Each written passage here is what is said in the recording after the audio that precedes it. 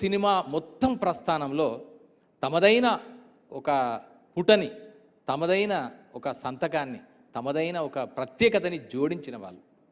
మనందరికీ తెలుసు, నాటకం తెలుగు నాట ప్రస్తావించి దాదాపు 150 సంవత్సరాల కాలం నుంచి ఉంటే, సినిమా ప్రారంభించి 1931లో అంటే ఇప్పటికి 94, 93 సంవత్సరాల నుంచి మనందరినీ అలరిస్తూ వస్తుంది.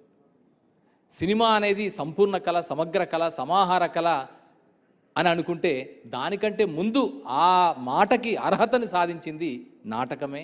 నాటకం నుంచి సాంకేతికత తోడై పరిణామం చెంది ఒక అత్యంత అద్భుతమైన సమకాలీన 20వ శతాబ్దపు సాంకేతిక కళారూపంగా మానవ సృజనకి సంకేతంగా నిలిచింది సినిమా. సో అలాంటి సినిమా రంగానికి, నాటక రంగానికి రెండింటి మధ్య